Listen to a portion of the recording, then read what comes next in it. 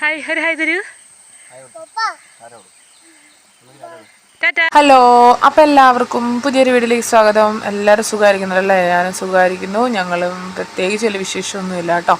അപ്പോൾ ഇത് കുറേ ആയ വീഡിയോ കേട്ടോ. ഞങ്ങൾ ഓണത്തിന് കോട്ടയത്ത് പോയ കാര്യം എല്ലാവർക്കും അറിയാമല്ലോ. അപ്പോൾ അന്നേരത്തെ ഒരു വീഡിയോ ആണ് കേട്ടോ.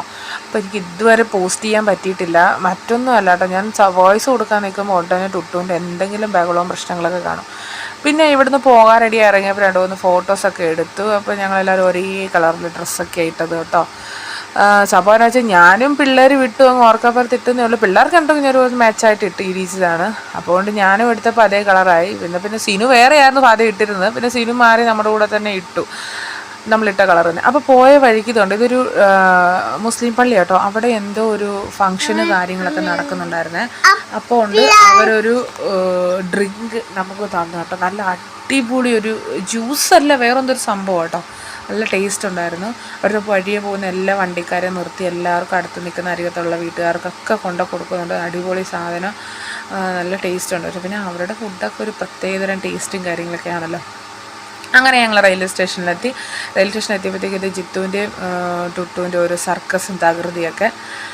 അപ്പോൾ ഈ ഒരേ കളർ ഡ്രസ്സ് ഇട്ട കാര്യം അത് ഫുള്ളായിട്ട് അന്നേരം പറയാൻ പറ്റിയില്ല. അതായത് സംഭവം എന്നാന്ന് വെച്ചിട്ടുണ്ടെങ്കിൽ ഞാനും പിള്ളേർക്ക് ഞാൻ മാച്ചായിട്ട് തന്നെ ഇടിച്ചതാണ്. കാരണം ടുട്ടുവിൻ്റെ ബർത്ത്ഡേ സമയത്ത് രണ്ടുപേർക്കും ഒരേപോലത്തെ ടീഷർട്ട് എടുത്തായിരുന്നു കേട്ടോ.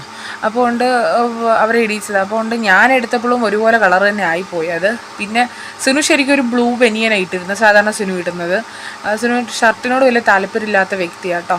പിന്നെയുണ്ട് എന്താ പറയുക, ഞങ്ങളുടെ ഒരേപോലെ മാച്ചായെന്ന് പറഞ്ഞാൽ പുള്ളി വേഗം മാറി അതേ മാച്ച് കളറിൽ പുള്ളിക്ക് ഒരു ഷർട്ടുണ്ട്. അപ്പോൾ അതെടുത്തിട്ടു. അപ്പോൾ ഞങ്ങൾ റെയിൽവേ സ്റ്റേഷനിൽ കൂടെ ഇങ്ങനെ നടന്നു പോയിക്കൊണ്ടിരിക്കുക കേട്ടോ. ഭയങ്കര ഓട്ടോ. ടുട്ടുവിനാണെങ്കിൽ വീട്ടിലങ്ങനെ അധികം സ്ഥലമൊന്നും ഇല്ലാത്തതിൻ്റെ പേരിൽ ഇങ്ങോട്ടേക്കൊക്കെ വരുമ്പോൾ ഭയങ്കര സന്തോഷം. ഓട്ടവും ചാട്ടവും ഒക്കെ, ഭയങ്കര ബഹളമൊക്കെ കേട്ടോ. എന്നാലും ഞങ്ങൾ രണ്ടുപേരോട് കൂടി ഒരു എന്താ പറയുക വീഡിയോയ്ക്ക് ഫോഴ്സ് ചെയ്തേക്കാമെന്ന് വിചാരിച്ചു.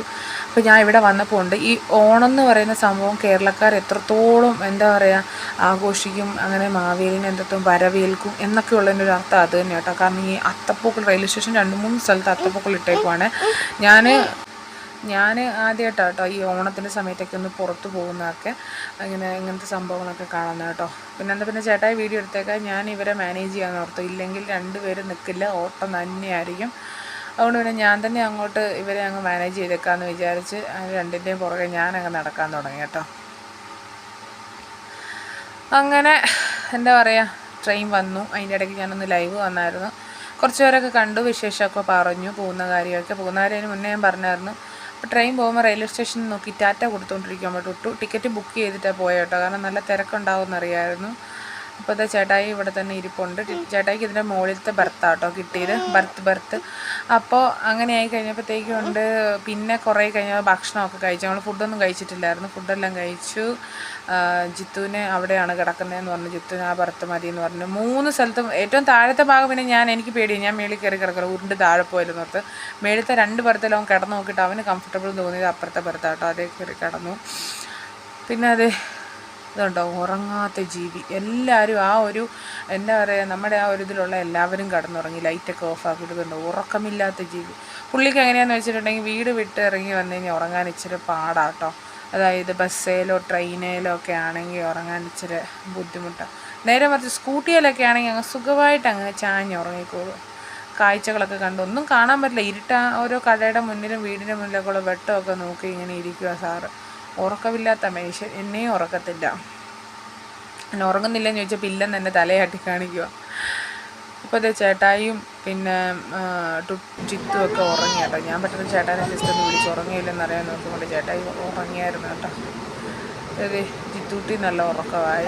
ജിത്തുവിനെ ഞാൻ ഉറക്കിയതാണ്. എന്ന് വെച്ചാൽ രാവിലെ അവിടെ ചെന്ന് വിളിച്ചേപ്പിക്കുമ്പോൾ ഏക്കത്തില്ല, അവന് ഉറക്കത്തിൻ്റെ കലിയിൽ ഇങ്ങനെ ഇരിക്കും.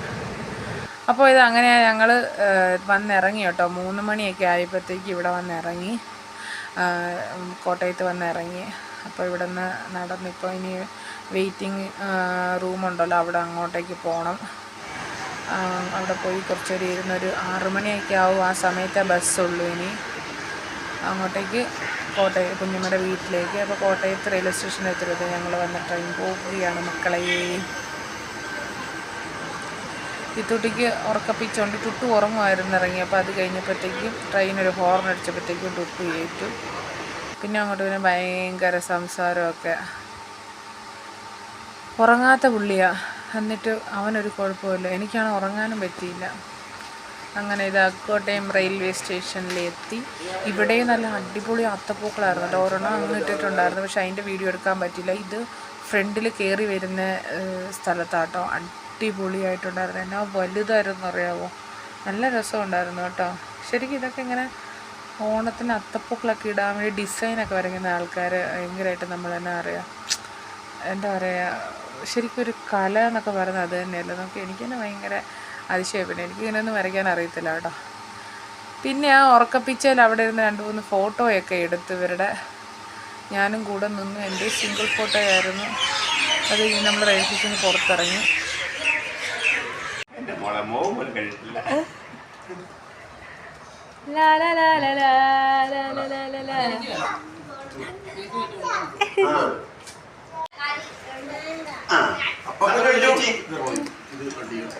ഇത് ഞങ്ങൾക്ക് കിട്ടിയ ഓണക്കോടിയൊക്കെയാണ് കേട്ടോ. എനിക്ക് സെറ്റ് സാരിയും അതിന് ചേർന്ന പാവാടയൊക്കെ, പിന്നെ ഒരു നൈറ്റി, പിന്നെ ഒരു ടോപ്പ്, നല്ല അടിപൊളി ടോപ്പൊക്കെ കേട്ടോ. പിന്നെ ഒരു ബനിയൻ, പിന്നെയും ബനിയൻ.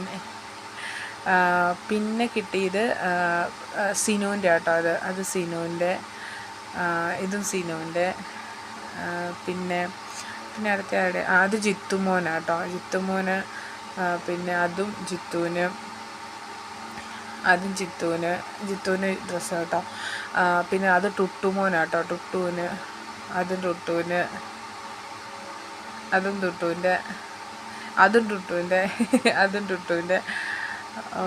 പിന്നെ ഒരെണ്ണം കിട്ടിയത് അതും എൻ്റെ. അപ്പോൾ അങ്ങനെ എന്നാ പറയുക, ഓണക്കോടിയൊക്കെ കിട്ടി. ഒത്തിരി അടിപൊളിയായിരുന്നു. ഒട്ടും പ്രതീക്ഷിക്കാത്ത പോലെ ഭയങ്കര ഫസ്റ്റായിട്ടാട്ടോ ഇത്ര ഓണക്കോടിയൊക്കെ കിട്ടുന്നത്.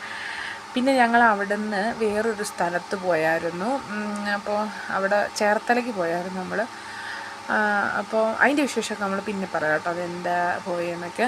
അപ്പോൾ അങ്ങനെ ചേർത്തല പോയിട്ട് വരുന്ന വഴിക്ക് നമ്മളവിടെ ഒരു ഫുഡ് കഴിക്കാൻ വേണ്ടി ഇറങ്ങി. നല്ല അടിപൊളി സ്പേസ് ആയിരുന്നു. അപ്പം നമ്മൾ കസിനും ഉണ്ടായിരുന്നു കേട്ടോ. ഞങ്ങളെല്ലാവരും കൂടെ ഫുഡ് കഴിക്കാൻ ഇറങ്ങി.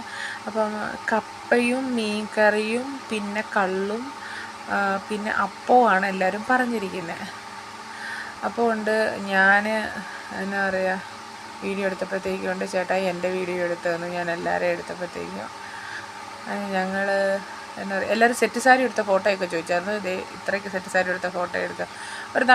ഒരു സെറ്റ് സാരി എടുത്ത് നടന്നു വരുന്നൊരു വീഡിയോ ഉണ്ടായിരുന്നു, പക്ഷേ അതെവിടെ പോയിന്ന് അറിയത്തില്ല. അതാ കള്ളും വന്നു കേട്ടോ. നല്ല കള്ളായിരുന്നു കേട്ടോ, അടിപൊളിയായിരുന്നു. ഞാനൊന്ന് ടേസ്റ്റ് ചെയ്ത് നോക്കി, നല്ല മധുരം ഉണ്ടായിരുന്നു കേട്ടോ.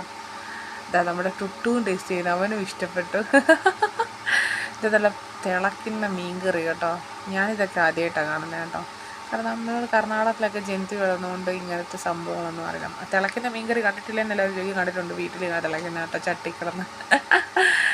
അല്ലാണ്ടൊന്നും അങ്ങനെയൊന്നും കണ്ടില്ല. ഇതൊക്കെ കാണി അങ്ങോട്ടൊക്കെ തന്നെ പോകണം. എവിടെയാണ്, ചേർത്തല, എറണാകുളം അങ്ങോട്ടൊക്കെ പോകണം. ഇതൊക്കെ അപ്പം വന്നു. അപ്പം വെറുതെ കഴിക്കാനും നല്ല ടേസ്റ്റായിരുന്നു കേട്ടോ. ഞങ്ങൾക്ക് എല്ലാവരും കൂടെ ശരിക്കും ടേബിളിൽ ഇരിക്കാമായിരുന്നു, പക്ഷേ അതിൻ്റെ അപ്പുറത്ത് വേറൊരു ഫാമിലി ഇരിക്കുന്നുണ്ടായിരുന്നു. അതുകൊണ്ട് ഞങ്ങൾക്ക് എല്ലാവർക്കും കൂടെ ഇരിക്കാൻ പറ്റിയില്ല.